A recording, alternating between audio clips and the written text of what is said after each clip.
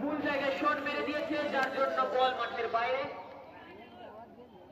উল্টো পাপারে একদম বলা যেতে পারে তাদের ডিফেন্স বা তাদের অ্যাটাক কমপ্লিটলি টার্ন অফ হয়ে গেছে। লাইট বাল্বের মতো নিভে গেছে তাদের যে আক্রমণ।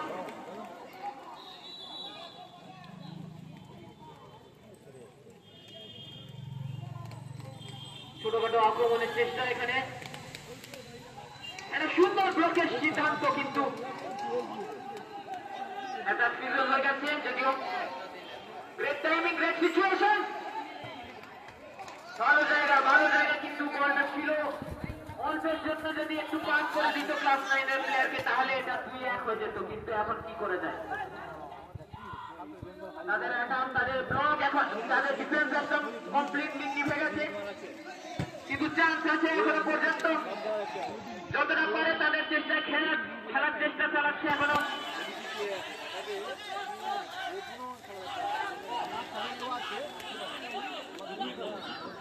বিরাট সমস্যা লক্ষ্য করা যাচ্ছে, ডিফ্লেকশন, আর তার ফলে বল চলে গেল মাঠের বাইরে। 2 গোলে একদম পিছিয়ে পড়েছে, বল যদিও মাঠের বাইরে চলে এসছে।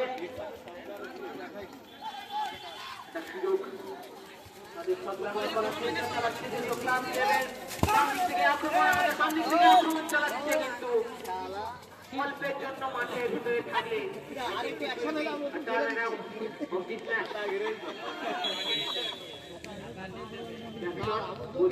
তরফ থেকে এবং তারই সাথে সাথে আক্রমণ আবারও পেয়ে গেছে ক্লাস 11 সেকশন। এখনো পর্যন্ত তারা সঙ্গে যাদের খেলার চেষ্টা চালাচ্ছে।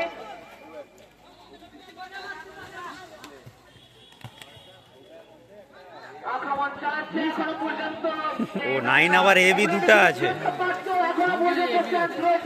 ও দুটা করে টিম, তাই তো?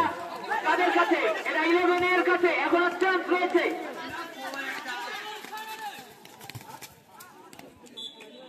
ভাই ইট ফিট এটি সাইড নু সরাই একটা মনোরম অবস্থান নটেন্দ্র মেমোরিয়াল শিল্ড 2024 এর ম্যাচ ডে 3, যেখানে তৃতীয় সিনিয়র গ্রুপের ম্যাচ, তৃতীয় সিনিয়র নকআউট ম্যাচ, যেটা দেখা যাচ্ছে ক্লাস 11 এ যেখানে ক্লাস 11 এ খেলবে, সেটা আমরা দেখতে পাবো। পরের গোল, আবার একটা গোল।